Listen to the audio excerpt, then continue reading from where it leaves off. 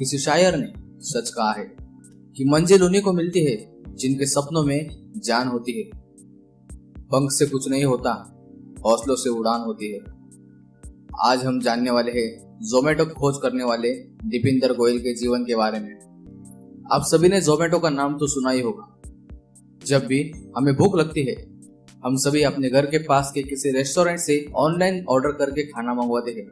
Zomato online food order करने के लिए सबसे बड़ी फूड ई कॉमर्स कंपनी है, जिसने काफी तेजी से लोगों के बीच अपनी लोकप्रियता बनाई है। पर आपको पता है जोमेटो की शुरुआत किसने की और कैसे की? तो इसलिए जानते हैं जोमेटो की कहानी। ये कहानी की शुरुआत होती है पंजाब के मुक्तर शहर, जहां देविंदर गोयल का जन्म हुआ। इनके पिता शिक्षक थे और यही कारण था उनके घर में पढ़ाई का माहौल बना रहता था। देविंदर गोयल ने 2005 में आईआईटी दिल्ली से एमटेक की पढ़ाई पूरी की। इसके तुरंत बाद इन्होंने बेन एंड कंपनी में कंसल्टेंट फर्म में कंसल्टेंट के रूप में काम किया। ऑफिस में लंच के दौरान देविंदर ने देखा कि उनकी कंपनी के रेस्टोरेंट में लोग लंबी कतार में लाइन लगाकर खाने का मेनू देखने के लिए अपनी बारी का इंतजार कर रहे थे, जिसकी वजह से लोगों का काफी समय बर्बाद हो जाता था।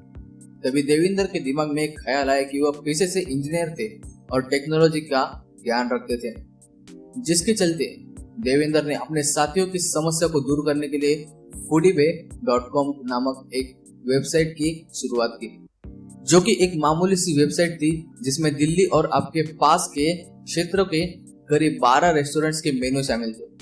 और इनके इस आइडिया को उनके कंपनी के को फाउंडर पंकज चड्ढा ने काफी सराहना की। अब लोगों को खाना लेने के लिए रेस्टोरेंट नहीं जाना पड़ता था। अब सभी ऑनलाइन घर बैठे रेस्टोरेंट का मेनू और अपना मनपसंद खाना ऑर्डर कर सकते। यह आइडिया काफी प्रचलित हुआ और दीपिंदर गोयल की वह वेबसाइट लोगों में फैलने लगी और परिणाम यह हुआ कि धीरे धीरे इसका विस्तार होने लगा। दीपिंदर गोयल की किस्मत काफी तेजी से बढ़ रही थी और साथ ही उनकी पत्नी को दिल्ली विश्वविद्यालय में नौकरी भी मिल गई। पत्नी की तरफ से मिलने वाली आर्थिक मदद और कारोबार में हुई रफ्तार से मानो दीपिंदर गोयल के पंख लग गए और अब दीपिंदर गोयल ने जॉब छोड़ने का फैसला किया और अपना पूरा ध्यान अपने बिजनेस की ओर केंद्रित कर दिया। और वर्ष 2010 में दीपिंदर गोयल ने फूडी पे नाम बदलने का फैसला किया और इसकी दो वजह थी कि ऐसा नाम चाहते थे कि छोटा हो और याद रखने में आसान हो। फूडी पे नाम ऑनलाइन ई कॉमर्स कंपनी में ईबे से मिलता जुलता था और इन्हीं दो कारणों की वजह से फूडी पे नाम बदलकर जोमेटो रख दिया गया। लेकिन क्या आपको पता है कि जोमेटो नाम रखने का ख्याल कैसे आया दीपिंदर गोयल के दिमाग में? तो अगर आप जोमेटो में से जेड हटा दे और टी लगा दे तो दोस्तों जोमेटो टोमेटो को सोच कर रखा गया है। अब जोमेटो अलग अलग शहरों में फैल गया है और अब जोमेटो को एक इन्वेस्टर की जरूरत थी और जोमेटो की कामयाबी को देखते हुए Naukri.com और Info8 जैसी बड़ी कंपनीज ने जोमेटो में निवेश किया और इसके साथ ही जोमेटो की मोबाइल एप्लीकेशन को भी लॉन्च किया गया। और 8 वर्षों में जोमेटो देश और दुनिया में अपनी छाप आज भी छोड़ रहा है और साथ ही जोमेटो को एशिया के सबसे बड़े रेस्टोरेंट्स का गाइड माना जाता है और वर्ष 2010 में जोमेटो को टॉप 10 वेबसाइट्स में से एक माना जाता था। लेकिन इतना फंड होने के बाद भी जोमेटो नुकसान में चल रहा था।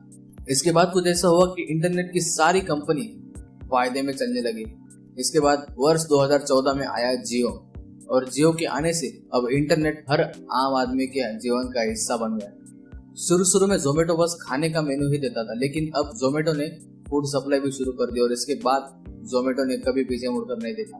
और आज लगभग 24 देशों में 8 करोड़ से भी ज्यादा लोग जोमेटो की फूड सर्विस का लाभ उठा रहे हैं। सबसे बड़ी बात, अब लोगों को बिना घर से बाहर जाए उनका मनपसंद खाना घर पर ही आ जाता है। आपने कभी जोमेटो से खाना मंगवाया है? अगर हाँ तो कमेंट करके बताइए। अगर आपको जोमेटो की कहानी अच्छी लगी हो तो इसे लाइक करना और अगर आप चैनल पर नए हो तो इसे सब्सक्राइब जरूर करना।